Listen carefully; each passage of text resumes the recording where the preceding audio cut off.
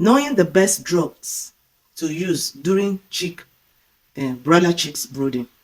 Okay, using drugs for your chicks during brooding is like covering for the sins and mistakes that the hatcheries have made while producing these chicks.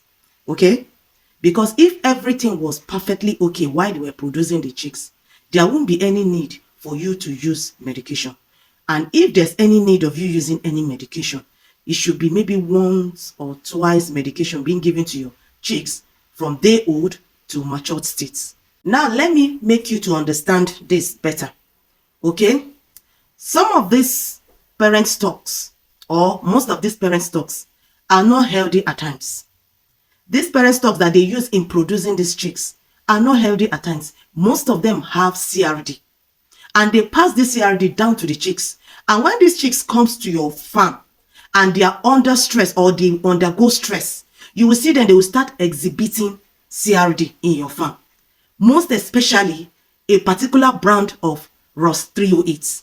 Their own CRD, in fact, now follow come. They have CRD already in them. Once they come to your farm, you will think it's your farm that gave them that CRD, or maybe under stress or some condition that make them to, stimulate them to start having that CRD. Their own now follow come. Now, it is better for you to start preventing this CRD once this cheese gets to your farm. After giving them glucose, the next day, start preventing the CRD. Okay? Now, because of how these chicks, develop infections and diseases easily, a lot of farmers buy different kinds of antibiotics. Some farmers don't know the strength of these antibiotics to their birds. The strength of these antibiotics destroys their birds unknown to them. We have the penicillin, we have the ciprofloxacin, we have the gentamicin, we also have the broad spectrum antibiotics, which takes care of the gram-negative and gram-positive bacteria. Now, back to our topic. Knowing the best drugs to use during chick brooding. Please don't use strong or the strongest antibiotics for your birds when brooding them. It's very, very wrong. Okay? Take this as a warning. Alright? Having too much physicians and too much advisors in poultry is what is destroying poultry farming today. Someone will come and meet you and ask you a question, and you will tell the person the whole truth, only for the person to go and meet somebody else, an advisor again, and another physician, and the person will now give the person another advice. The person will now drop your own and go and apply that on his or her farm. Who will suffer the consequences? Your birds. Antibiotics destroys the normal flora and bacteria which are beneficiary to the human body. Not to talk of birds. It will cure them, for sure, it will cure them. But if after using the strongest antibiotics and the sickness resurfaces again, after few days, 2 or 3 days, what will you now do? Because you started from the strongest.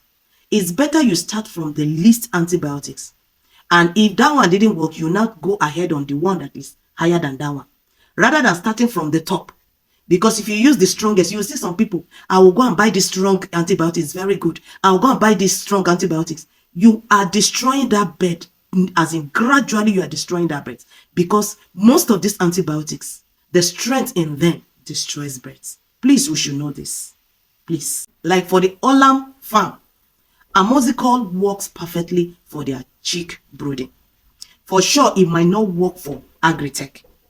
Okay? What am I trying to say here is that get vet doctor's advice for them to tell you which antibiotic you should use on any of the breed. Like for the Ross 308s, there is antibiotic that is very good for their brooding. The same might not work for Cob 500. The same might not work for Abu Akai. The same too might not work for Marshall.